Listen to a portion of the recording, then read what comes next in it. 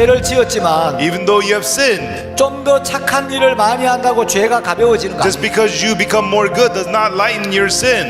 우리의 모든 죄는 오직 예수님의 피로만 씻습니다. All of our sins are washed only by the blood of Jesus. 그래서 내가 죄인인 걸 인정하고 So when you acknowledge that you're a sinner, 예수님의 피가 우리를 모든 죄에서 깨끗게 한 사실을 받아들이면 and when you accept the fact that the blood of Jesus cleansed you from all sin, 내가 의인으로 거듭납니다. you become born again righteous.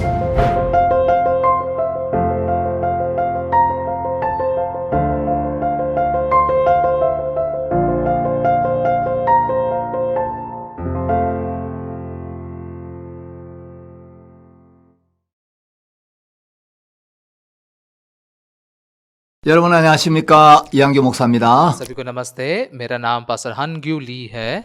이번 시간에는 종교개혁의 선구자들과 그 종교개혁의 중심에 있는 마르틴 루터, इस बार हम धार्मिक सुधार के अगुवे और धार्मिक सुधार के केंद्र में रहे हुए मार्टिन लूथर 그리고 루터와 함께 16세기에 종교개혁을 했던 대표적인 인물들에 대해서 같이 공부를 하려고 합니다. और लूथर के साथ में 16वीं सदी में धार्मिक सुधार लाने वाले दूसरे अगुवों के बारे में हम पढ़ाई करेंगे। 기독교가 공인이 되면서 जैसे क्रिश्चियन धर्म अधिकृत हुआ, 한편으로 핍박이 없어서 감사하기도 했지만 एक तरफ जैसे अत्याचार बंद हुआ, ये बहुत धन्यवादित बात थी। 교회는 급속도로 세속화되고 타락되기 시작했다고 여러분들에게 말씀을 लेकिन 드렸습니다. पिछली बार हमने आपको बताया कि कैसे कलीसिया बहुत ही जल्द संसारिक और भ्रष्ट हो गया। 시간이 흐르면서 로마 교회가 점점 더 이제 세력이 커져가고 और जैसे समय बीतता गया, रोमन चर्च की ताकत और बढ़ती गई। 로마 교회는 로마 교회가 모든 교회들 중에 가장 우월하다는 주장을 내세우기 시작합니다. रोमन चर्च ये कहने लगा कि रोमन चर्च ही सभी चर्चों में से सबसे बड़ा है। 그러면서 이 로마 카톨릭이 점점 형성되고 성장하기 तो 시작합니다. इस प्रकार से रोमन कैथोलिक निर्माण हुआ और बढ़ने लगा। 약 5세기부터 15세기까지 약 1000년 동안 5वीं सदी से लेकर 15वीं सदी तक लगभग 1000 सालों के लिए 이제 로마 카톨릭이 성장해 가면서 이제 교회는 암흑기에 접어들게 됩니다. जैसे रोमन कैथोलिक चर्च बढ़ने लगा, कलीसिया आदिम युग में गिर गई। 그래서 16세기 독일의 마르틴 루터가 나타나서 तो इसलिए 16वीं सदी में मार्टिन लूथर प्रकट हुए 복음의 진리를 재발견하고 और सुसमाचार के सत्य को फिर से आविष्कार कर सके 종교개혁의 기치를 높이 들 때까지 और धार्मिक सुधार के इस झंडे को ऊंचे तक लहराने तक 중세는 약 1000년 동안 암흑기를 이제 보내게 됩니다. तब तक ये मध्य युग लगभग 1000 सालों के लिए आदिम युग का समय बिताता है। 물론 루터가 종교개혁의 대표적인 인물이긴 하지만 ये लूथर जो है वो धार्मिक सुधार के बहुत ही मुख्य व्यक्ति है। 루터 이전에도 개혁가들이 전혀 없었던 건 아닙니다. लेकिन ऐसा नहीं कि लूथर से पहले भी कोई सुधारक नहीं थे। 시대마다 복음을 증거했던 사람들이 있었는데 हर एक सदी में ऐसे लोग थे जिन्होंने सुसमाचार की गवाही दी। 오늘은 시간 관계상 제가 12세기의 피터 왈도 आज समय ज्यादा नहीं होने के कारण 12वीं सदी के पीटर वाल्डो 그리고 14세기 영국 옥스포드 대학의 신학과 교수였던 존 위클리프 और 14वीं सदी के जॉन विक्लिफ जो इंग्लैंड के ऑक्सफोर्ड यूनिवर्सिटी के थियोलॉजी के प्रोफेसर थे।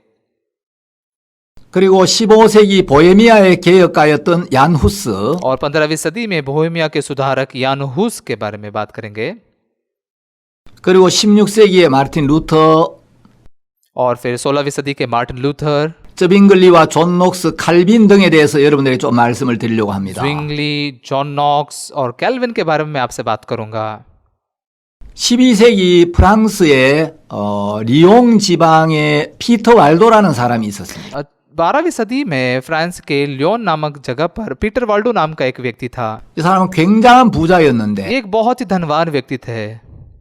어느 날 한 시인의 노래를 듣게 되면서 एक दिन जैसे वे एक कवि के कविता को सुनते हैं, 그 노래 가사 속에 부자 청년의 회개와 구원을 주제로 한 내용이 들어 있었는데 उस कविता के बोल में एक धनवान जनवान लड़के के मन फिराव और उद्धार के बारे में लिखा था। 그 가사에 이제 큰 감동을 받고 उन बोल के द्वारा बहुत ही ज्यादा प्रभावित होकर 이 사람이 성경을 구해서 읽게 되면서 वो पवित्र शास्त्र को पाते हैं और उसको पढ़ने लगते हैं। 죄에서 자유를 얻고 그가 가지고 있던 모든 재산을 다 팔아서 가난한 자들에게 나누어 줍니다. उसके द्वारा वो पापों में से छुटकारा पाते हैं और उनकी सारी संपत्ति को बेचकर जब गरीबों में बांट देते हैं। 이제 그는 재물의 종이 아니라 예수 그리스도의 종이 되어서 तब वो किसी संपत्ति के दास नहीं बल्कि यीशु मसीह के दास बन जाते हैं।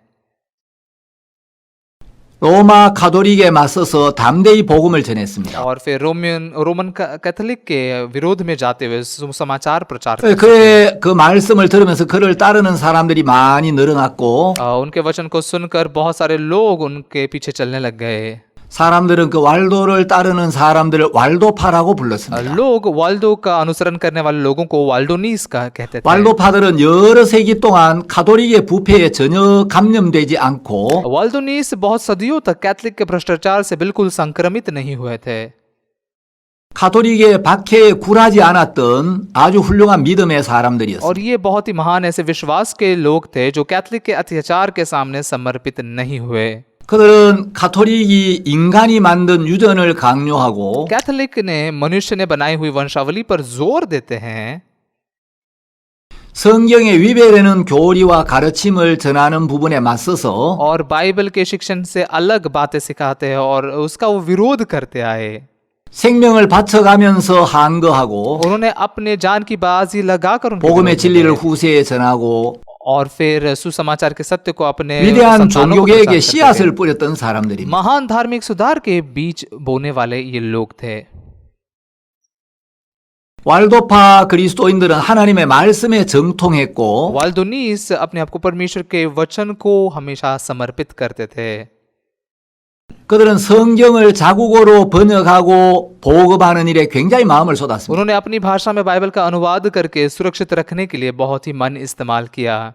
성경을 많이 암송하기도 했고 बाइबल को कई बार याद कर लिया करते थे। 하나님의 말씀을 인용하여 거짓 교사들의 헛된 철학을 패배시키는 능력으로 명성이 나 있었습니다. और वो परमेश्वर के वचन का इस्तेमाल करके झूठे प्रचारक और झूठे तत्वज्ञान के खिलाफ लड़ते थे।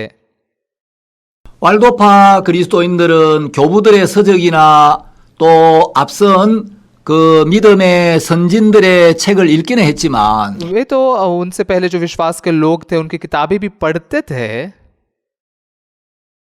예, 성경과 일치하는 내용들만 받아들였습니다. लेकिन जो बाइबल से मेल खाती थी वैसी चीजों को ही वो स्वीकारते थे।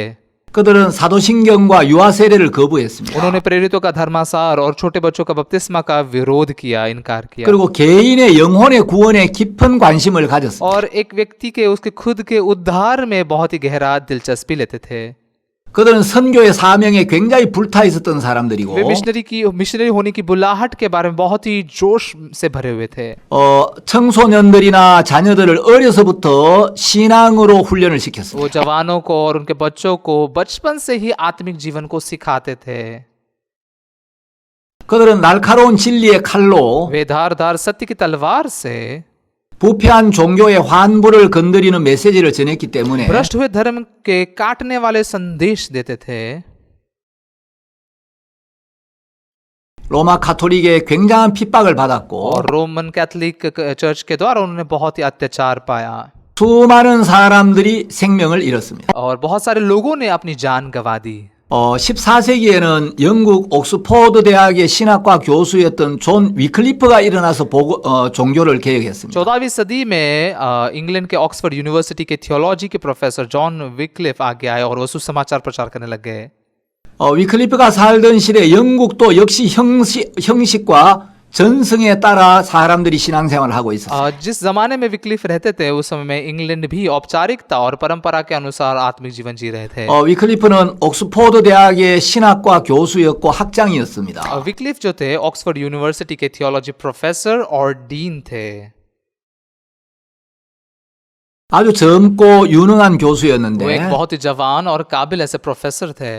어느 날 이분이 예수님의 보혈이 우리의 모든 죄를 사해 주셔서 एक दिन उन्हें जाना कि यीशु मसीह के लहू ने हमारे सारे पापों को धो दिया है। 우리를 의롭게 했다는 이 진리의 복음을 깨닫게 되면서 और कैसे उसने हमें धर्मी ठहराया है, इस सुसमाचार के सत्य का वो आविष्कार कर सके 담대히 복음을 전하게 됩니다. और निडरता से सुसमाचार प्रचार कर सके। 복음을 전하다 보니까 이제 가톨릭과 충돌이 일어났고 जैसे सुसमाचार प्रचार कर रहे थे, कैथलिक के साथ में उनके बहुत सारे टकराव हुए। 위클리프는 성경을 모르는 타락한 성직자들 아주 신랄하게 질타했습니다. विक्लिफ ने बाइबल को नहीं जानने वाले भ्रष्ट अगुओं की बहुत कठोर आलोचना की। 그는 교황에 대한 저항이라는 책을 써서 उन्होंने रेजिस्टेंस टू द पोप नाम की एक किताब लिखी 교황에게 정면으로 도전했고 और पूरी तरह से पोप का विरोध किया 교황을 적그리스도라고 और 공격했습니다. उन्होंने पोप को एंटी क्राइस्ट भी कहा। 역사가들은 존 위클리프가 개혁의 샛별이라고 이름을 지어주었습니다. इतिहास लोग कहते हैं कि जॉन विक्लिफ जो है वो सुधार का शुक्र तारा है। 위클리프가 세상을 떠난 뒤에 विक्लिफ के गुजर जाने के बाद में 가톨릭에서는 위클리프의 그 무덤에 있는 뼈를 꺼내서 불사르고 कैथलिक लोगों ने विक्लिफ के कब्र में से उसके हड्डियां निकालकर उसे जला दिया 근처에 있는 시내의 급류에 던져버렸습니다. और नजदीक के ही नाले में फेंक दिया। 보잘것없는 그 위클리프의 뼈가 이제 시냇물을 타고 바다로까지 흘러 तो 들어갔듯이 जैसे ये बेकार से ऐसे हड्डियां उस नाले के द्वारा बहते बहते समुंदर तक चले गए। 위클리프는 죽었지만 विक्लिफ भले मर गए 위클리프가 전했던 그 복음은 온 세계를 덮는 이제 큰 흐름을 이루었습니다. लेकिन विक्लिफ ने जो सुसमाचार प्रचार किया उसने पूरी दुनिया को ढकने का काम किया। 15세기의 가장 대표적인 복음 전도자를 들 수 있다면 15वीं सदी के अगर किसी प्रतिनिधि को चुने जो सुसमाचार प्रचार करते थे 보헤미아 프라하 대학의 총장이었던 얀 후스를 들 수가 तो हम 있습니다. बोहेमिया के प्राग यूनिवर्सिटी के डीन यान हुस के बारे में बात कर सकते हैं। 보헤미아는 오늘날의 체코슬로바키아를 이야기하는데 बोहेमिया मतलब अभी का चेकोस्लोवाकिया नाम का देश है। 이 얀 후스의 간증을 제가 읽으면서 जैसे मैंने यान हुस की गवाही को पढ़ा, 이분은 정말 머리도 좋았고 ये सच में बहुत ही होशियार थे 젊은 나이에 그 프라하 대학의 교수가 되었고 और बहुत ही कम उम्र में वो प्राग यूनिवर्सिटी के 30대 초반에 프라하 대학의 총장이 되었어요. और 30 साल की उम्र में ही वो प्राग यूनिवर्सिटी के डीन बन गए। 그 당시 보헤미아는 독일의 지배를 받고 있었는데 उस समय जर्मनी बोहेमिया पर राज्य करती थी। 보헤미아 사람이 프라하 대학의 총장이 되었다는 것은 굉장한 일이었고 बोहेमिया का एक व्यक्ति प्राग यूनिवर्सिटी का डीन बना, ये बहुत ही बड़ी चीज थी। 이 후스는 보헤미아 국민들에게 민족적인 영웅이었습니다. हुस जो थे बोहेमिया के लोगों के लिए एक राष्ट्रीय हीरो थे। 후스가 어렸을 때 아버지를 잃고 हुस ने बचपन में ही अपने पिताजी को गवा दिया 이제 머리가 좋아서 프라하 대학에 장학생으로 입학하게 और 되는데 बहुत ही होशियार थे, इसलिए प्राग यूनिवर्सिटी में उन्होंने स्कॉलरशिप पाकर प्रवेश किया। 어머니가 후스의 손목을 잡고 이제 프라하를 향해 떠납니다. उसकी माँ जो है वो हुस के हाथ को पकड़कर वो प्राग की तरफ जाते हैं। 프라하에 들어왔을 때 जब वो प्राग में आए, 어머니는 아들과 함께 땅에 무릎을 꿇고 उसकी माँ ने उसके बेटे के साथ में से घुटने पर वो आ 하나님 गई। 저는 후스가 명예나 지위를 얻는 것도 좋지만 कहा कि परमेश्वर मैं बहुत खुश होगी जब ये यूस भी कुछ नाम कमाएगा, मशहूर होगा, 그 모든 것보다도 우리 후스가 하나님과 가깝게 되기를 लेकिन इन 바랍니다. सारी चीजों से भी ज्यादा हुस परमेश्वर के नजदीक आ सके, यही मैं आशा करती हूँ। 간절히 기도를 ऐसे 드렸습니다. उन्होंने बहुत ही तत्परता से प्रार्थना की। 그 당시에 이제 보헤미아의 앤 공주와 영국 왕자 간의 결혼이 उस समय 있었습니다. में बोहेमिया की एन नाम के राजकुमारी और इंग्लैंड के राजकुमार की शादी हुई। 두 나라 왕실 간의 결혼이 있게 되니까 जैसे ये दो राष्ट्रों के राजघरानों में शादी 두 हुई, 나라 사이의 교류가 굉장히 활발해졌고 इन दोनों राष्ट्रों का लेन देन बहुत ही अच्छे से बढ़ गया। 그때 이제 이 후스의 절친한 친구였던 제롬이 영국으로 유학을 떠납니다. तब हुस के बहुत ही नजदीकी दोस्त जेरोम जो है वो इंग्लैंड में पढ़ाई करने के लिए जाता है। 제롬이 영국에 가서 1세기 전에 종교개혁가였던 존 위클리프의 글들을 접하게 तो 됩니다. जैसे जेरोम इंग्लैंड में जाता है, एक ही सदी पहले जॉन विक्लिफ जो सुसमाचार प्रचार कर रहे थे उनकी बातों को वो जान पाते, पढ़ पाता है। 위클리프의 글을 읽어보니까 जैसे विक्लिफ ने लिखी हुई बातों को वो पढ़ते हैं, 아 예수님이 십자가에서 우리의 모든 죄를 이미 사해 और 놓으셨는데 यीशु मसीह ने क्रूस पर तो हमारे सारे पापों को धो दिया है। 하나님은 예수님의 피를 보시고 우리를 의롭다고 하시는데 परमेश्वर यीशु मसीह के लहू को देखकर हमें धर्मी कहता है। 사람들이 이 복음을 모르고 여전히 죄에 얽매여 있고 율법에 얽매여 लेकिन 있구나. लोग इस सुसमाचार को नहीं जानते, इसलिए अभी भी पाप से बंधे हुए हैं, व्यवस्था से बंधे हुए हैं। 위클리프가 전했던 이 말씀이 참된 진리구나. विक्लिफ जो प्रचार कर रहा था ये वचन, ये सच्चा वचन था। 제롬이 구원을 इस 받고 रीति से जेरोमी उद्धार पाते हैं। 이제 영국에서 보헤미아로 돌아오면서 और जब वो इंग्लैंड से बोहेमिया वापस आता है, 위클리프의 책들을 가져와서 विक्लिफ के कई किताबों को वो लाता है 자기 친한 친구 후스에게 이걸 읽어보라고 이제 전해줍니다. और अपने नजदीकी दोस्त हुस को पढ़ने के लिए देता है। 후스가 그 책들을 읽으면서 हुस जैसे उन किताबों को पढ़ता है, 아, 이 사람이 전한 이 말씀이 정말 진실한 말씀이다. हाँ, ये व्यक्ति जो वचन प्रचार कर रहा था यही सच्चा वचन है। 이 후스가 이 위클리프가 살았던 이 삶이 참된 믿음의 और 삶이다. विक्लिफ ने जो जीवन जिया यही सच्चा विश्वास का जीवन है। 그래서 이제 프라하 대학에 복음을 전하기 시작. और वो प्राग यूनिवर्सिटी में सुसमाचार प्रचार करने लगता है।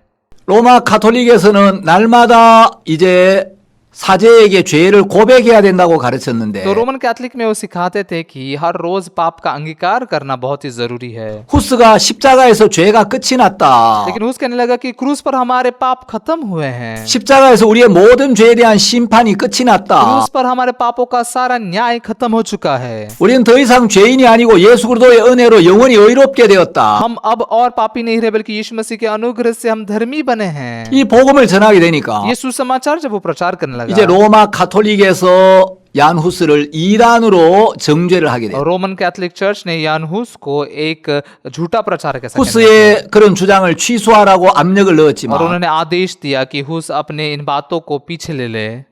후스는 거기에 굴하지 않고 계속해서 이 진리의 말씀을 외쳤어요. लेकिन हुस ने उनके सामने घुटने नहीं टेके और लगातार ये सच्चा सुसमाचार प्रचार करने लगा। 이제 로마 가톨릭에서 그 주장을 취소하라고 해도 말을 듣지 않으니까 लेकिन जैसे रोमन कैथलिक चर्च उसको बोल रहे थे कि उनकी बातों को इनकार करे, लेकिन वो सुन नहीं रहा था। 후스를 죽이기 위하여 이제 콘스탄츠라는 그 도시로 후스를 소환합니다. हुस को मारने के लिए कॉन्स्टेंस नाम की इस शहर में वो उसको बुलाते हैं। 후스 주변에 있는 사람들이 이건 당신을 죽이려는 तो 음모다. हुस के इर्द गिर्द के लोग कहते हैं कि ये तुम्हें मारने का षड्यंत्र है, 거기 가면 죽는다. अगर तुम जाओगे तो मारे जाओगे, 가지 말라고 말렸습니다. वहां पर मत जाओ, ऐसा उसको रोका गया। 후스는 왕실이나 정계에 여러 아주 가까운 인맥들도 있었는데 असल में हुस राजा के महल में काम करने वाले कई लोगों को पहचानता था। 이분은 늘 하나님 앞에 자기를 무익하게 여기고 लेकिन ये हमेशा परमेश्वर के सामने अपने आप को निकम्मा मानता था। 나 같은 사람이 주를 위해 만일에 죽어야 한다면 죽겠다고. तो अगर मेरे जैसे व्यक्ति के लिए, प्रभु के लिए मरना होगा तो मैं मर जाऊंगा। 그래서 콘스탄츠로 तो 향합니다. इसलिए वो कॉन्स्टेंट की तरफ जाता है। 후스가 갔을 때 जब हुस वहां पर जाता है, 후스가 제대로 후스의 입장을 변론할 기회도 주지 않고 उसको उसके बारे में बताने के लिए, उसकी बातें बताने के लिए मौका भी नहीं दिया जाता। 가톨릭에서 후스를 지하에다가 가두어 버립니다. तो कैथलिक लोग हुस को एक बेसमेंट में बंद करके रखते हैं। 후스는 그 지하에 3개월 동안 갇혀 있으면서 हुस उस जगह पर 3 महीने तक बंद रहता है। 제대로 먹지도 못하고 वहां पर अच्छे से खाना भी नहीं खा पाता 추위로 떨고 और ठंड के मारे बहुत ही थरथराता रहता है 말라리아에 걸려서 굉장히 힘든 시간을 और 보내. मलेरिया होकर बहुत ही तकलीफदायक समय बिताता है। 말할 수 없는 고통을 당하다가 बहुत ही बयान नहीं कर सकने वाले दर्द का सामना करता है 쇠사슬에 묶인 채 다른 장소로 옮겨져서 और जंजीरों से बांधा जाकर उसे दूसरी जगह पर लिया जाता है। 75일 동안 시간을 보내는데 75 दिन तक का वो दिन बिताता है। 그때 출혈과 두통 그리고 여러 가지 그 질병으로 몸이 굉장히 उस 쇠약해졌어요. समय खून बहने से और बहुत दर्द के कारण उसका शरीर बहुत कमजोर हो गया था। 후스는 이제 자기의 죽음이 가까이 오고 있다는 걸 उसने 느꼈습니다. महसूस किया कि मेरी मृत्यु नजदीक है, 하나님 앞에 간절히 기도를 तो 합니다. इसलिए वो परमेश्वर के सामने तत्परता से प्रार्थना करता 후스가 है। 주님 앞에 기도를 드리는데 उस परमेश्वर के सामने प्रार्थना कर रहा होता है। 그때 성령께서 후스의 마음에 마태복음 5장 11절 12절 말씀이 강하게 임하도록 तब 역사하셨어요. पवित्र आत्मा उसके मन में मत्ती का 5 अध्याय का 11 अध्याय का 12 वचन बहुत ही दृढ़ता से स्थापित 나를 करता है। 인하여 너희를 욕하고 핍박하며 धन्य हो तुम जब मनुष्य मेरे कारण तुम्हारी निंदा करते हैं। 거짓으로 너희를 거스려 너희에게 모든 악한 말을 할 때는 और सताए और झूठ बोल बोलकर तुम्हारे विरोध में सब 기뻐하고 प्रकार की बुरी 즐거워하라. बातें कहे, तब आनंदित रहो और मगन होना, 하늘에서 너희의 상이 큼이라. क्योंकि तुम्हारे लिए स्वर्ग में बड़ा फल है। 이 말씀이 후스의 영혼을 완전히 점령해 버립니다. ये वचन जो है हुस के आत्मा को पूरा स्थिर कर देता है, दृढ़ कर देता है। 그 말씀이 임하기 전까지 ये वचन आने से पहले तक 후스 마음에 때때로 두려움이나 불안도 이렇게 कभी 밀려왔지만 कभी हुस के मन में डर भी आता था, घबराहट भी आती थी। 이 말씀이 후스의 마음에 임하면서 लेकिन जैसे ये वचन हुस के मन में आया, 주님의 이름으로 인하여 핍박을 받고 욕을 얻어먹을 때는 प्रभु के नाम से मैं जब सताया जाता हूँ, जब लोग अपमान करते हैं, 근심하고 두려워해야 되는 것이 तो 아니고 बस चिंता नहीं करना है, डरना नहीं है। 주님은 기뻐하고 즐거워하라고 말씀하시는 प्रभु कहता 거야. है आनंदित हो जाओ और मगन हो जाओ, 왜냐하면 이로 인하여 하늘에서 상이 크기 क्योंकि 때문에 तुम्हारे लिए स्वर्ग में बड़ा फल है। 하나님 내게 지금 어려움을 주시는 게 아니고 परमेश्वर अभी मुझे मुश्किलें नहीं दे रहा है, 내가 하늘에서 큰 상을 받을 수 있는 기회를 주시는구나. परमेश्वर मुझे स्वर्ग में बड़ा फल पाने का मौका दे रहा है।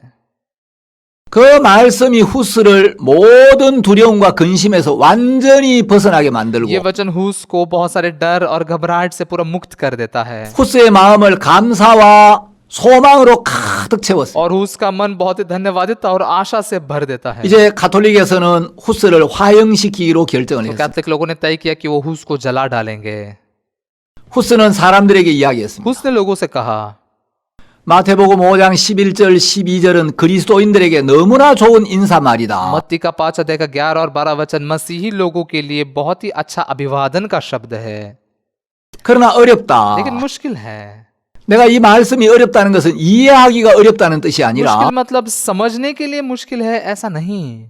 이 말씀을 아는 사람들은 많지만 इस वचन को जानने वाले बहुत सारे लोग हैं, 이 말씀에 자기를 맡기는 것은 쉽지가 않다는 लेकिन इस 말이다. वचन पर अपने आप को सौंप देना ये आसान नहीं है। 이제 후스는 화형장으로 तब 끌려갑니다. हुस को जलाए जाने के लिए लेकर जाया जाता है। 대개 이제 로마 시대에 순교를 당할 때 그 순교자들이 화형장에 끌려가는 장면을 보면 अगर हम रोम के समय में जो शहीद होते थे उन लोगों को जैसे जलाया जाता था, उसके माहौल को देखते तो 굉장히 분위기가 무겁고 또 이제 그 비장한 가운데 이제 화형장으로 तो 가는데 माहौल बहुत ही भारी और उदासी में से उनको ऐसे जलाने के लिए ले जाया 후스는 जाता था। 아주 즐겁고 씩씩하게 화형장으로 가게 돼. लेकिन हुस बहुत ही आनंद से और खुशी से जलाने के लिए चला जाता है। 그 당시에 시편 가사를 가지고 만든 찬송가가 उस 있었는데 समय में भजन संहिता के बोल से लेकर कुछ गीत 그 बनाए 찬송을 गए थे। 부르면서 उन गीतों को गाते हुए 후스가 당당하게 화형주를 향하여 이제 걸음을 옮깁니다. हुस निडरता से जलाए जाने के लिए चलता हुआ जाता है, 왜냐하면 하늘의 상을 향하여 가는 걸음이었기 क्योंकि वो उसके स्वर्ग के बड़े फल के प्रति के कदम थे।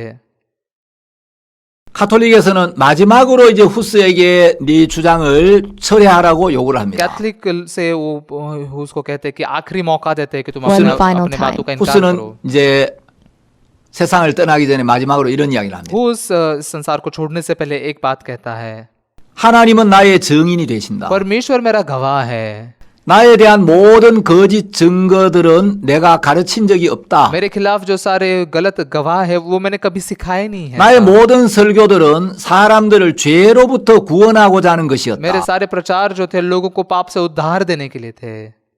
나는 복음을 전했고 मैंने सुसमाचार प्रचार किया, 복음을 가르쳤다. सुसमाचार को ही सिखाया। 오늘 죽는 것을 두려워하지 आज 않는다.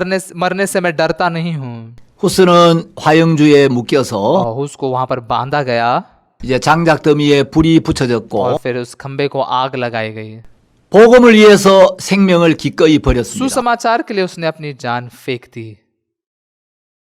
후스가 그의 학생들에게 늘 강조했던 것이 있습니다. उसने हमेशा अपने शिष्यों को एक बात को पर जोर देने के लिए लगाया था, 진리를 사모하라. सत्य को तरसो, 진리를 찾으라. सत्य को खोजो, 진리를 들으라. सत्य को सुनो, 진리를 배우라. सत्य को सीखो, 진리를 사랑하라. सत्य से प्रेम करो, 진리를 말하라. सत्य को बोलो, 진리를 지키라. सत्य की रक्षा करो, 죽기까지 진리를 수호하라. मरने तक सत्य की रखवाली करो। 그것은 진리가 당신을 죄와 사탄과 죽음으로부터 자유롭게 하기 क्योंकि 때문이라. सत्य ही तुम्हें पाप, शैतान और मृत्यु से ही छुड़ाता है। 후스가 한평생 사모했던 것은 진리였습니다. हुस अपने पूरे जिंदगी भर केवल सत्य की ही खोज में था। 이렇게 후스는 복음을 इस 증거하다가 प्रकार से हुस सुसमाचार प्रचार करता आया 1415년 46살의 젊은 나이로 화형을 और 당합니다. 1415 इस साल में 46 साल की कम उम्र में वो जलाया जाता 이제 है। 후스가 세상을 떠나고 난 뒤에 उसने इस संसार को छोड़ने के बाद 100년쯤 세월이 흘러서 लगभग 100 साल का समय बीतने के बाद 독일의 위대한 종교개혁가 마르틴 루터가 나타나게 됩니다. जर्मनी के बहुत ही महान धार्मिक सुधारक मार्टिन लूथर प्रकट होते हैं। 16세기에 루터와 동시대에 종교개혁을 했던 위대한 일꾼들이 참 많이 있었습니다. 16वीं सदी में लूथर के ही साथ में कई बार ऐसे धार्मिक सुधार लाने वाले बहुत महान लोग भी थे। 이 종교개혁가들은 이제 그 5가지 슬로건을 가지고 있었습니다. ये जो धार्मिक सुधारक थे उनके 5 स्लोगन थे। 이것을 5 솔라라고 इसे 하는데 5 सोला कहा जाता है। 예, 솔라라는 말은 라틴어로 오직이란 뜻입니다. सोला का लैटिन भाषा में मतलब है सिर्फ। 독일의 마르틴 루터가 외쳤던 종교개혁의 기본 정신은 और जर्मनी के मार्टिन लूथर जो बुनियादी जो मानसिक ओजिक 성경, वो है सिर्फ बाइबल, 오직 은혜, सिर्फ अनुग्रह, 오직 믿음, सिर्फ विश्वास। 이 3가지가 기본 정신이었습니다. ये 3 चीजें उनकी बुनियादी मानसिकता थी। 어떤 사람들은 또 이야기하기를 कुछ लोग कहते हैं 존 칼빈에 의해서 오직 그리스도, 오직 하나님께 영광이란 2가지가 더하여져서 जॉन कैल्विन के द्वारा सिर्फ मसीह और सिर्फ परमेश्वर की महिमा, ये 2 चीजें भी और जोड़ी गई 이것이 종교개혁의 5대 슬로건이 되었다고 말합니다. और ये 5 ऐसे स्लोगन बने जो धार्मिक सुधार को ला सके। 종교개혁에 대해서 이야기하면 루터를 빼놓을 수가 없죠. अगर धार्मिक सुधार के बारे में बात करेंगे तो लूथर के बारे में बात किए बिना नहीं रह सकते। 루터는 가톨릭 가정에서 태어났습니다. लूथर एक कैथलिक परिवार में जन्मा 21살 때 도서관에서 처음으로 성경을 접하게 됩니다. और 21 साल की उम्र में लाइब्रेरी में पहली बार वो एक बाइबल को पाता है। 원래 루터는 법대에 입학을 했습니다. असल में लूथर ने लॉ कॉलेज में एडमिशन लिया था। 아버지는 루터가 변호사가 되기를 원했습니다. उसका पिता चाहता था कि ये लूथर एक तो वकील 법대에 보냈는데 बने, इसलिए उन्हें एक लॉ कॉलेज में भेजा था। 어느 날 루터가 알렉시우스라는 자기 친구와 함께 아버지 집에 왔다가 तो एक दिन लूथर अपने दोस्त एलेक्सुस के साथ में पिता के घर में जाता है 학교로 돌아가는 길에 और स्कूल वापस जाते समय 에르푸르트 근처에서 갑자기 폭풍우가 몰아치면서 एयरफ्रूट के नजदीक में अचानक से जोरदार बारिश आने लग जाती है 벼락이 내리칩니다. और फिर बिजलियां गिरने लग जाती है। 근데 그 벼락을 맞고 알렉시우스가 그 자리에서 즉사를 해버렸어요. बिजली गिरने के कारण एलेक्सुस उसी जगह पर मर जाता है। 루터는 겁이 많은 असल 사람이었는데 में लूथर बहुत ही डरपोक था। 너무 놀라가지고 이제 성호를 끊고 성 안나여 나를 तो 도우소서. बहुत ही घबराने के कारण ऐसे क्रॉस बनाकर वो प्रार्थना करने सेंट आना में 내 목숨을 살려주시면 내가 수도사가 되어서 अगर मुझे आप जिंदा रखोगे तो मैं साधु बन जाऊंगा 나의 일평생을 하나님께 바치겠나이다라고 서원을 합니다. और मेरा पूरा जीवन परमेश्वर के हवाले कर दूंगा, ऐसे उसने शपथ खाई। 아버지는 루터가 수도사가 되는 걸 원치 असल 않았습니다. में उसके पिता नहीं चाहते थे कि लूथर एक साधु बने, 그러나 루터는 그날 너무나 큰 충격을 받았기 लेकिन 때문에 उस दिन लूथर ने बहुत बड़ा झटका पाया था। 수도사가 되기로 마음을 इसलिए 정했습니다. उन्होंने तय किया कि मैं एक साधु बनूंगा। 그날 알렉시우스의 죽음을 보면서 उस दिन जैसे उसने एलेक्सुस की मृत्यु को 루터는 무슨 देखा, 생각을 했느냐 하면 लूथर ने क्या सोचा, 나도 저렇게 아무런 경고 없이 하나님께 불려간다면 अगर मैं भी ऐसे किसी चेतावनी के बगैर परमेश्वर के सामने बुला लिया जाऊं तो 내 영혼은 어떻게 될 मेरी 것인가? आत्मा का क्या होगा। 그래서 그는 하나님을 만날 준비가 되어 있지 않은 자기 영혼의 문제로 두려워하면서 अपनी आत्मा की समस्या को लेकर कि मैं परमेश्वर से मिलने के लिए तैयार नहीं हूँ, वो डरने लग गए। 수도원에 들어갔고 जब एक मॉनेस्ट्री में गए 엄격한 수도원의 모든 규칙들을 철저히 और 지켰습니다. मॉनेस्ट्री के सारी बातों को बहुत ही कठोरता से पालन करते थे। 그럼에도 불구하고 그는 죄의 유혹을 이기는데 실패했습니다. लेकिन फिर भी पाप की लालसा पर जीतने के लिए वो नाकामयाब हो गए। 그는 율법을 지키려고 애를 썼고 उन्होंने व्यवस्था का पालन करने की बहुत कोशिश की, 선행으로 하나님을 기쁘게 하려고 굉장히 애를 썼습니다. अच्छे कर्मों से परमेश्वर को खुश करने के लिए बहुत ही ज्यादा प्रयत्न किए। 루터는 6시간씩 죄를 고백할 때가 여러 번 있었습니다. कई बार लूथर 6-6 घंटों तक पापों का अंगीकार करते थे। 예, 롤라드 베인턴이라는 그 루터 전기를 쓴 유명한 작가가 있는데, रोलैंड बाइंटन नाम के लूथर के ऊपर किताब लिखने वाले बहुत ही मशहूर ऐसे लेखक 예, हैं। 롤라드 베인턴의 그 책에 보면 रोलैंड बाइंटन की इस किताब में अगर आप देखते हैं, 한 번은 루터가 신부님에게 6시간 동안 죄를 고백했어요. एक बार लूथर पादरी के पास जाकर 6 घंटों तक पापों का अंगीकार करते हैं। 어릴 때부터 자기가 지어온 모든 죄를 기억나는 대로 다 고백을 하고 बचपन से लेकर जो पाप उन्होंने किया था सब कुछ जैसे याद आ रहा था उसका अंगीकार वो कर रहे थे। 집으로 돌아가다가 생각을 하니까 미처 기억이 나지 않아서 고백하지 못한 죄가 또 생각이 났어요. घर वापस जाते हुए उनको फिर से ऐसा पाप याद आ गया जो वो याद नहीं कर पाए और अंगीकार नहीं कर पाए थे। 아, 내가 이 죄를 고백하지 तो 못했구나. उन्होंने सोचा मैंने इस पाप का अंगीकार नहीं किया, 다시 신부님을 तो 찾아갔어요. फिर से उस पादरी के पास जाते हैं। 신부님, 제가 고백하지 못한 죄가 있는데 다시 고백 성사를 하고 싶습니다. पादरी जी कुछ ऐसा पाप है जिसका अंगीकार मैंने नहीं किया, फिर से मैं अंगीकार करना चाहता हूँ। 신부가 화를 버럭 तो 냈습니다. उस समय वो पादरी बहुत गुस्सा हो जाता है। 이 사람아, 6시간 동안이나 죄를 고백해놓고 हाँ, तुमने तो 6 घंटे तक पापों का अंगीकार किया है, 무슨 죄를 또 고백한단 말인가? और कौन से पाप का अंगीकार करोगे? 부모를 죽였다든지 तुमने अगर अपने माँ बाप को मारा है 간음을 या फिर 했다든지 विचार किया है, 그런 큰 죄나 고백하란 말이야. ऐसे बड़े बड़े पापों का ही अंगीकार करो। 루터는 그날 집으로 돌아오면서 उस दिन जैसे लूथर अपने घर वापस आता है, 아, 내가 지은 죄를 다 기억하는 것도 불가능한데 मैंने किए हुए सारे पापों को याद करना भी असंभव है।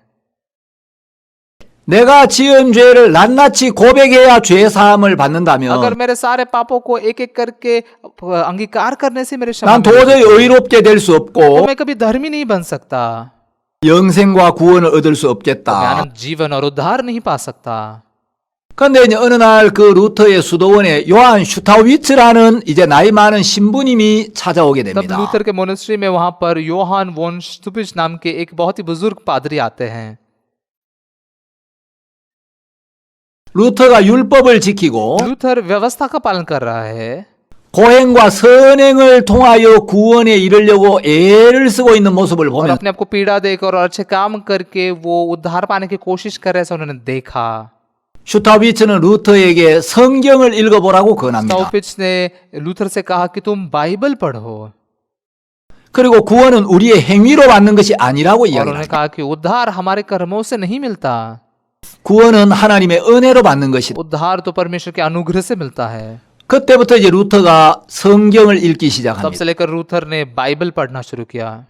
슈타위츠는 루터에게 죄에서 그리스도에게로 이르는 길을 가르쳐주는 아주 훌륭한 안내자 역할을 했습니다. स्टॉपिच ने एक बहुत ही महान ऐसे मार्गदर्शक का काम किया जिसने लूथर को पाप में से यीशु की तरफ आने के लिए लगाया। 루터는 나중에 이야기하기를 लूथर बाद में क्या कहते हैं, 내가 슈타위츠를 만나지 अगर 못했다면 मैं स्टॉपिच से नहीं मिल पाता 나는 지옥에 빠졌을 तब 것이다. मैं नरक में ही गिर जाता, 이렇게 이야기합니다. ऐसा उन्होंने कहा। 이제 루터가 한 번은 로마를 방문할 기회가 있었어요. एक बार लूथर को रोम में जाने का मौका मिलता है। 로마는 하나님의 예수 그리스도의 지상 대리자라고 하는 교황이 있었고 रोम में पोप थे जिन्हें परमेश्वर का 사도 바울이 का 순교한 प्रतिनिधि 곳이고 माना जाता था, और जहां पर पौलुस 로마 मारे गए 교회는 ऐसे 이 जगह 세상 모든 교회들 중에 가장 이 뛰어난 교회라고 들었기 때문에 और रोम का जो चर्च था उस दुनिया में सबसे बेहतरीन चर्च है सुना था। 로마에 대한 굉장히 큰 기대를 가지고 갔는데 रोम के प्रति बहुत ही ज्यादा अपेक्षा रखते हुए गए। 로마에 가서 루터는 이 성직자들의 타락상을 직접 목격하게 되면서 रोम में जाकर जैसे लूथर ने अपनी आंखों से पादरी लोगों के भ्रष्टाचार को देखा, 굉장한 실망을 느끼고 돌아오게 됩니다. बहुत ही निराश होकर वापस आ गए। 어느 날 이제 루터가 로마서를 묵상하다가 एक बार जब लूथर रोम की पुस्तक पर 로마서 1장 17절 말씀을 깊이 생각하게 되었어요. वो रोमियो का 1 अध्याय के 17 वचन पर बहुत गहराई से मनन कर सके। 복음에는 하나님의 의가 나타나서 सुसमाचार में परमेश्वर की धार्मिकता प्रकट होती है 믿음으로 믿음에 이르게 하나니 और विश्वास से विश्वास के लिए वो पूरी होती है। 오직 나의 의인은 믿음으로 말미암아 और 살리라. धर्मी जन सिर्फ विश्वास से जिएगा। 이 말씀이 루터의 영혼을 완전히 흔들어 깨우면서 इस वचन ने लूथर की आत्मा को हिलाया और जगाया। 루터가 모든 죄의 사슬에서 벗어나고 तब लूथर सारे पापों के जंजीरों में से मुक्त हो गया।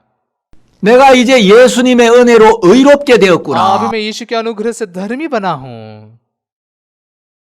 예수님이 십자가에 흘리신 피로 내 모든 죄가 완벽하게 यीशु ने 사해졌구나. क्रूस पर बहाए हुए लहू से मेरे सारे पाप परिपूर्ण रूप से धोए गए हैं। 복음에는 하나님의 의가 나타나는데 सुसमाचार में परमेश्वर की धार्मिकता प्रकट होती है। 난 지금까지 하나님의 의를 깨닫고 받아들이지 अब 아니하고 तक मैं परमेश्वर की इस धार्मिकता को जान नहीं सका और स्वीकार नहीं सका 내 자신의 의를 세우는데 마음이 빠져 있었기 और 때문에 मेरे खुद की धार्मिकता को स्थापित करने में ही मेरा मन लगा हुआ था। 내가 신앙이 피곤하고 इसलिए मेरा आत्मिक जीवन थका हुआ था 힘들 수밖에 없었구나. और केवल तकलीफदायक ही हो सकता था। 그래서 그날 루터는 이런 이야기를 합니다. तो इसलिए उस दिन लूथर ने ऐसा कहा, 나는 다시 태어나서 천국으로 통하는 활짝 열린 문으로 들어선 उन्होंने कहा 느낌이었다. कि मुझे ऐसा लगा कि मैंने नया जन्म पाया हो और स्वर्ग के पूरे खुले हुए द्वार के सामने खड़ा हूँ। 루터가 율법의 행위 아래에 있었을 때 जब लूथर अपने व्यवस्था के कर्मों के अंदर था, 하나님은 늘 조금만 잘못하면 진노하시는 무서운 하나님으로 परमेश्वर 나타났었는데 बस उसके लिए एक डरावना परमेश्वर जो थोड़े सी भी गलती पर दंड देता है ऐसा था। 이제 십자가를 통해 나타내신 하나님의 은혜와 진정한 사랑을 발견하면서 लेकिन जैसे क्रूस के द्वारा परमेश्वर का सच्चा अनुग्रह और उसका सच्चा प्यार जैसे उसने पाया, 이제 루터에게 나타난 하나님은 진노의 하나님이 अब 아니라 लूथर पर प्रकट हुआ परमेश्वर वो क्रोध का परमेश्वर नहीं था, 은혜와 사랑의 하나님으로 나타나셨어요. बल्कि अनुग्रह और प्रेम के परमेश्वर के तौर पर परमेश्वर प्रकट हुआ। 그래서 이제 루터는 이 복음을 전하기 तो 시작합니다. इसलिए तब से लूथर सुसमाचार प्रचार करने लगता है। 이제 루터가 영적인 눈이 떠지고 나서 보니까 और लूथर के जब आत्मिक आंखें खुल जाती है 로마 카톨릭에서 면죄부를 팔고 있는 तो 거예요. उसने देखा कि रोमन कैथोलिक चर्च इंडल्जेंसेस बेच रहे होते थे। 자, 여러분 사람들이 왜 면죄부를 लोग 샀겠습니까? इन इंडल्जेंसेस को क्यों खरीदते थे? 두 가지 이유가 있었죠. दो कारण थे। 사람들이 죄가 있으면 심판을 받고 형벌이 있다는 걸 분명히 의식했다. लोगों को पक्का पता था और जानते थे कि अगर मुझ में पाप है तो मेरा दंड मिलेगा मुझे। 하나님은 거룩하시기 때문에 परमेश्वर पवित्र है, 죄를 가지고는 절대 하늘나라 갈 수 इसलिए 없다. पाप लेकर स्वर्ग के राज्य में बिल्कुल नहीं जा सकते। 사람들이 그걸 의식했기 लोग 때문에 इस बात को जानते थे, 이제 죄에 대하여 두려움을 느끼고 있어요. इसलिए पाप के प्रति का डर उनमें था। 두 번째 사람들이 면죄부를 샀던 और 이유는 दूसरा कारण कि क्यों लोग इन इंडल्जेंसेस को खरीदते थे, 죄를 사함받는 정확한 말씀을 몰랐기 때문에. क्योंकि पापों की क्षमा कैसे पाई जाती ये सटीक वचन वो नहीं जानते थे। 여러분 죄는 면죄부를 산다고 사해지는 게 아닙니다. पाप बस इंडल्जेंसेस खरीदने से धोए नहीं जाते हैं। 우리가 반드시 회개해야 하지만 हमने निश्चित ही पश्चाताप करना जरूरी है, 회개가 죄를 사는 건 लेकिन 아닙니다. पश्चाताप पाप नहीं धोता। 우리가 죄를 인정하고 죄를 고백해야 हमने 하지만 पाप को मानना जरूरी है, पाप का अंगीकार करना जरूरी है, 우리가 죄를 고백한다고 죄가 लेकिन 사해지는 건 बस 아닙니다. पाप का अंगीकार करके ही पाप धोया नहीं जाता। 루터는 죄를 6시간 동안 고백했지만 लूथर ने 6-6 घंटों के लिए पापों का अंगीकार किया, 그렇다고 해서 자기 마음에 있는 죄가 없어지진 लेकिन 않아요. इस प्रकार से उसके मन के पाप मिटाए नहीं गए। 루터는 죄 때문에 자신을 굉장히 많이 자책하고 이제 자학을 했습니다. लूथर 자기를 ने 학대했습니다. पाप के कारण अपने आप पर बहुत ही दोष लगाया और अपने आप पर बहुत ही दंड भी दिया, 그러나 자책이나 자학이 죄를 씻어주는 건 लेकिन 아닙니다. इस प्रकार का खुद पर दिया हुआ दोष और आत्म खुद को दी हुई जो पीड़ा है वो पाप को नहीं धोती। 우리가 무엇을 해서 हमने कुछ तो करके, 우리가 어떻게 해서 죄가 사해지는 게 हमारे 아니고 कुछ करने से पाप धोए नहीं जाते। 우리는 우리의 죄를 해결할 수가 없습니다. हम हमारे पाप को सुलझा नहीं सकते। 우리의 죄를 해결할 수 있는 능력은 예수 그리스도에게만 있습니다. हमारे पापों का समाधान करने की ताकत केवल यीशु मसीह में ही है। 예, 예수 그리스도의 피만이 우리의 죄를 씻는 것입니다. बस यीशु मसीह का लहू ही हमारे पाप को धोता है। 그래서 이제 로마 가톨릭에서 면죄부를 파는데 इसलिए रोमन कैथोलिक चर्च ये इंटेलिजेंसेस को बेच रहे 그 थे। 당시 교황이었던 레오 10세가 이제 성 베드로 성당을 건축하는데 이제 재정이 좀 부족하니까 उस जमाने में जो पोप लियो 10वें थे, उन्हें सेंट पीटर्स बसलिका को बांधते समय पैसों की बहुत कमी महसूस हो रही थी। 알브레이트 주교에게 그 면죄부를 파는 일을 तो वो 맡기고 आर्च बिशप अल्ब्रेट को ये इंडल्जेंस बेचने का काम सौंपते हैं 알브레이트는 떼젤이라는 신부에게 이 일을 और 맡깁니다. अल्ब्रेट जो है वो पादरी टेत्सेल को ये काम देते हैं। 떼젤이 온 나라를 돌아다니면서 टेत्सेल जैसे पूरे देश भर घूमता है 면죄부가 사하지 못할 죄는 없고 और कहता था कि इन इंडल्जेंस से सारे पापों को धो सकता है। 면죄부는 죽은 사람의 죄도 사할 수가 있다. ये इंडल्जेंसेस मरे हुए लोगों के पाप को भी धो सकता है।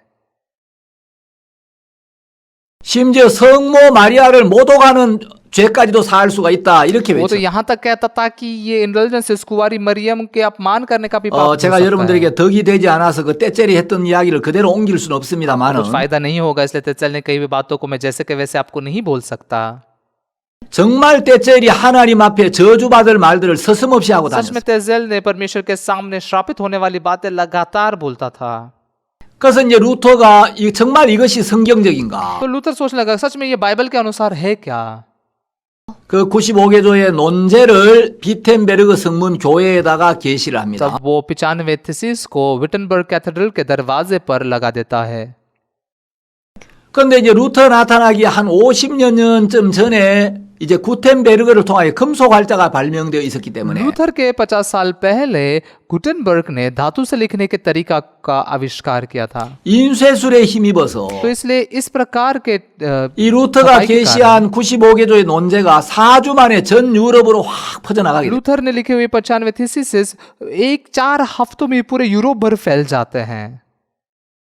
이렇게 되자 이제 로마 카톨릭에서 루터를 소환하게 됩니다. तब इसके कारण रोमन कैथोलिक लूथर पर आक्रमण करने लगते हैं। 자, 여러분들이 지금 화면에 보는 여기가 비텐베르그 교회와 그 आप जो 정문입니다. अभी स्क्रीन पर देख रहे हैं ये विटनबर्ग कैथेड्रल है और ये उसका दरवाजा है। 예, 바로 여기에 루터가 95개조의 반박문을 게시했다. यहीं पर लूथर ने अपने 95 थीसिस को लगाया। 이제 로마 카톨릭에서 보름스라는 곳에 이제 회의를 한다고 루터를 부르게 तो 됩니다. रोमन कैथोलिक लोग वर्म्स नाम की जगह पर लूथर को एक सभा के लिए बुलाते हैं। 예, 이제 여기서 루터가 자기의 주장을 이제 밝히게 तो 됩니다. यहाँ पर लूथर अपने निश्चित निर्णय को प्रकट करता है 카톨릭에서는 루터에게 네 주장을 철회해라. और कैथोलिक लोग कहते हैं कि तुम अपने निर्णय को पीछे ले लो। 그래서 주장을 철회하지 않으면은 파문을 시키고 이단으로 정죄를 तो 하겠다. अगर तुम अपने इस निश्चित निर्णय को पीछे नहीं लोगे तो हम तुमको तड़ीपार कर देंगे और तुम्हें एक झूठा लूथरन प्रचार इया기를 करेंगे। 합니다. तो लूथर कहता है 내 양심은 하나님의 말씀에 사로잡힌 바 되었고 मेरी विवेक बुद्धि परमेश्वर के वचन से पकड़ी हुई है।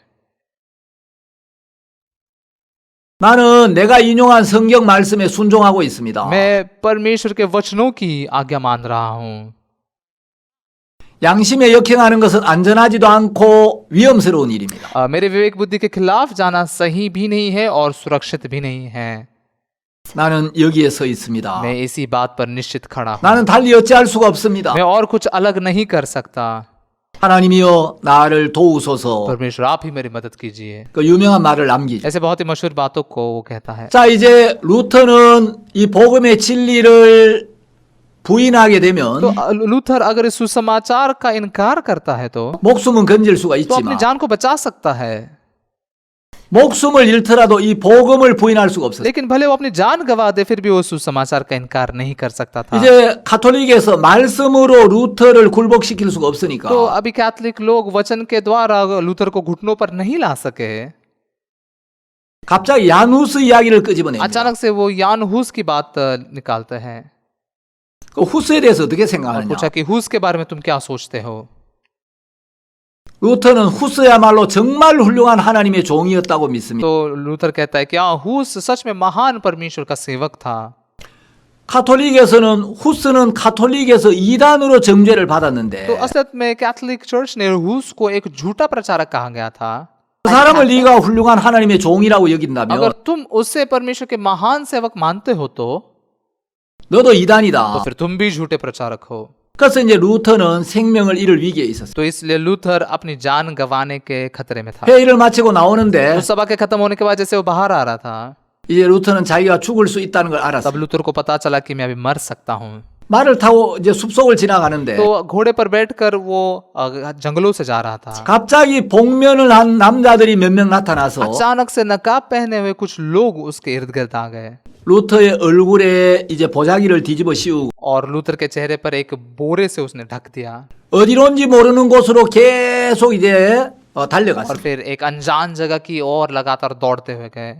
이제 대여섯 시간을 달려서 5-6 घंटे से जाने के बाद 어떤 곳에 एक 왔는데 जगह पर वो पहुंचे। 사람들이 복면을 벗겨주었어요. सब लोगों ने उसका वो उसके 거기는 चेहरे 바로 पे नकाब 프리드리 제후가 있는 발토부르크 성이었는데 ये वार्टबर्ग नाम का किला था जहां पर फ्रेडरिक रहता था। 프리드리는 루터를 굉장히 아끼고 보호해 주는 제후였어요. फ्रेडरिक एक ऐसा व्यक्ति था जो लूथर को बहुत ही मूल्यवान मानता 그래서 था। 프리드리가 이야기를 तो 합니다. इसलिए फ्रेडरिक कहता है 여기는 가장 안전한 곳이다. ये सबसे सुरक्षित जगह है। 여기 이 성에 안전하게 피신해 있어라. तो इस किले में तुम बहुत ही सुरक्षितता से छिपे हुए रहो 그 이름도 마르틴 루터라고 하지 말고 और अपना नाम भी मार्टिन लूथर मत कहो 게오르그 융거라고 이름을 가명을 쓰고 और एक नकली नाम बनाकर क्योर उंगर नाम का नाम 얼굴에도 이제 수염을 이렇게 붙여가지고 가짜 수염을 붙여서 이제 가명으로 지냅니다. और वो अपने चेहरे पर ऐसे नकली दाढ़ी भी लगा लेते हैं और एक ऐसा भेष बदल कर जीते हैं। 사람들은 전부 이제 루터가 가톨릭에 의해서 납치가 되고 लोग सब क्या मानते हैं कि लूथर के कैथलिक लोगों ने उन्हें पकड़ लिया है 지도새도 모르게 생명을 잃었다고 생각. और उसके बारे में कुछ नहीं पता था इसलिए उन्होंने सोचा कि वो मर चुका है। 루터는 거기서 프리드리의 보호를 लेकिन 받으면서 वहां पर फ्रेडरिक के द्वारा सुरक्षित रहकर 신약 성경을 독일어로 번역하는 일을 합니다. लूथर नए नियम को जर्मन भाषा में अनुवाद करने का काम करता है 그리고 어느 날 가족들에게 편지를 और एक 보냅니다. दिन अपने परिवार वालों को वो खत लिखते हैं। 내가 내 생명을 한번 내려놓았는데 एक बार मैंने मेरे जान को रख दिया था, 하나님이 놀라운 방법으로 나를 구원하셔서 परमेश्वर ने अद्भुत तरीकों से मुझे बचाया 내가 가장 안전한 곳에 하나님의 은혜로 잘 지내고 있으니 और मैं बहुत ही सुरक्षित जगह पर परमेश्वर के अनुग्रह से अच्छे से रह रहा हूँ। 걱정하지 말고 나를 위해 기도해 चिंता 달라고. मत करो, मेरे लिए प्रार्थना करो। 그리고 그 편지 맨 끝에다가 और उस खत के आखिर में उसने लिखा, 나의 반모 섬으로부터 मेरे पाटमोस द्वीप से, 편지를 보냅니다. ऐसे उसने खत लिखा। 가족들은 전부 루터가 죽은 줄 सब 알았다가 लोगों को लगा, परिवार वालों को लगा कि लूथर मर चुका है 루터가 살아있다는 이야기를 듣고 너무너무 감사하고 और 놀랐어요. लूथर जिंदा इस बात को सुनकर वो बहुत धन्यवादी थे, बहुत खुश हुए। 자, 루터를 도왔던 프리드리의 동상이 지금도 여러분 화면에 보는 것처럼 이렇게 써 있습니다. तो लूथर की मदद करने वाले फ्रेडरिक का जो पुतला है आप स्क्रीन पर देख सकते हैं, ऐसा अभी भी है। 그리고 루터가 번역했던 최초의 독일어 이제 성경 번역본이 여러분이 지금 화면에 보는 이 사진입니다. और आप स्क्रीन पर देख सकते हैं कि कैसे लूथर ने लिखा हुआ जो नया नियम का पहला किताब है, 루터가 वैसे 번역한 이 독일어 신약 성경은 지금도 아주 훌륭한 번역으로 평가를 받고 있다고. लूथर ने जो अनुवाद किया था नए नियम का, वो अभी भी बहुत ही बेहतर अनुवाद के तौर पर माना जाता है। 자, 루터의 신앙의 중심에는 लूथर के आत्मिक जीवन के केंद्र में 우리가 율법의 행위로 의롭게 되는 게 아니라 हम जान सकते हैं कि हम व्यवस्था के कर्मों से धर्मी नहीं बनते, 예수 그리스도를 믿음으로 의롭게 된다는 이 복음이 깔려 있습니다. बल्कि यीशु मसीह के लहू से धर्मी बनते हैं, ये बुनियाद उसमें हम पा सकते हैं। 루터는 이렇게 이야기합니다. लूथर ऐसा कहते हैं, 빨래를 잡아와라. धोए हुए कपड़े को निचोड़ो 물이 나올 것이다. तो उसमें से पानी निकलेगा, 성경을 잡아와라. बाइबल को निचोड़ो 피가 나올 तो 것이다. खून निकलेगा, 구약을 잡으면 속죄 제물에 피가 나오고 पुराने नियम को निचोड़ेगा तो वहां पर पाप बलि पशु का खून निकलेगा, 신약을 짜면 예수 그리스도의 피가 나올 और 것이다. यदि नए नियम को निचोड़ेगे तो यीशु मसीह का खून निकलेगा। 성경의 어느 곳을 찔러도 그리스도의 피가 나온다. बाइबल को कहीं भी बींधने पर यीशु मसीह का खून ही निकलेगा। 성경에서 그리스도의 피를 보지 못하면 영적 소경이다. अगर कोई बाइबल में यीशु मसीह के लहू को नहीं देख सकता तो वो आत्मिक अंधा है। 루터가 이 복음을 전하다가 लूथर यीशु समाचार प्रचार करते हुए 이제 주님의 품으로 가게 되었어요. वो प्रभु के पास चले जाते हैं। 자, 루터 외에도 लूथर के अलावा भी 16세기 스위스에서는 쯔빙글리가 일어나서 복음을 전했어요. 16वीं सदी में स्विट्जरलैंड में ज़्विंगली उभरे और उन्होंने सुसमाचार प्रचार किया। 쯔빙글리는 아주 참신하고 활기에 넘치는 설교와 ज़्विंगली जो थे वो बहुत ही अच्छे और जीवित प्रचारों को करते थे। 교회의 미신적인 요소들을 비판하면서 और चर्च के अंधश्रद्धा के बारे में बहुत निंदा करते थे 스위스의 종교개혁을 이끌었습니다. और स्विट्जरलैंड में धार्मिक सुधारणा को लाने का काम उन्होंने किया 스코틀랜드에서는 존 녹스가 일어나서 स्कॉटलैंड में जॉन नॉक्स उभरे 또 종교개혁을 했습니다. और उन्होंने फिर से धार्मिक सुधार लाए 루터나 쩌빙글리보다 조금 뒤에 한 15년쯤 뒤에 लूथर और ज्विंगली के लगभग 15 साल के बाद 프랑스에서 칼빈이 이제 태어나죠. There 칼빈이 나타나서 फ्रांस में कैल्विन आगे बढ़ते हैं 칼빈은 프랑스에서 종교개혁을 하지 않고 कैल्विन फ्रांस में धार्मिक सुधार नहीं लाते 스위스로 가서 종교개혁을 합니다. बल्कि स्विट्जरलैंड में जाकर धार्मिक सुधार लाते हैं 칼빈은 장로교회의 교리의 기초를 제공한 사람이라고 알려져 있습니다. कैल्विन जो है वो प्रेस्बिटेरियन चर्च की थियोलॉजी के बुनियाद रखने वाले व्यक्ति के तौर पर पहचाना जाता 16세기에 또 꼭 언급해야 될 사람이 है। 있는데 और 16वीं सदी में जिसको हमने पक्का याद करना चाहिए ऐसे एक व्यक्ति है 성경을 번역하고 출판하고 보급하는 일을 하다가 बाइबल को लिखकर अनुवाद करके उसे सुरक्षा करने वाला एक व्यक्ति है 화형을 당했던 정말 귀한 इस 분인데 प्रकार से करते हुए जलाए जाने वाला एक बहुत ही मूल्यवान व्यक्ति है 영국의 윌리엄 틴데일이라는 사람이 있어요. वो इंग्लैंड के विलियम टिंडेल है 그는 성경을 번역했다는 이유로 목이 잘렸고 उन्होंने बाइबल का अनुवाद किया इसलिए उनका गला काट दिया गया 그의 시신은 화형용 기둥에 묶여져서 다시 불태워졌어요. और उनके मृतदेह को एक खंबे से बांधकर फिर से जलाया गया 틴데일이 마지막으로 기도한 기도가 있습니다. टिंडेल ने एक आखिरी प्रार्थना की 주여 영국 왕의 눈을 열어주소서. प्रभु आप इंग्लैंड के राजा की आंखें खोल दीजिए 그리고 이제 루터와 거의 같은 시대에 또 이 아나바프티스트들 재침례교도들이 일어나서 복음을 전했어요. और लूथर के ही उसी जमाने में एनाबाप्टिस्ट चर्च के लोग उभरे और उन्होंने भी सुसमाचार प्रचार किया 정말 은혜롭고 참 우리를 부끄럽게 하는 귀한 간증들이 बहुत ही 많은데 अनुग्रहकारी और हमें शर्मिंदा करने वाले से बहुत सारी गवाहियां हैं 시간 관계상 이 훌륭한 복음의 일꾼들을 다 소개할 수 없어 लेकिन 아쉽습니다. समय नहीं होने के कारण इतने मूल्यवान सुसमाचार के कार्यकर्ताओं के बारे में बता नहीं सकते इसलिए बुरा लगता है मुझे 예, 종교개혁에 대해서는 여기까지 말씀드리겠습니다. तो धार्मिक सुधार के बारे में मैं इतना ही बात करूंगा 감사합니다. धन्यवाद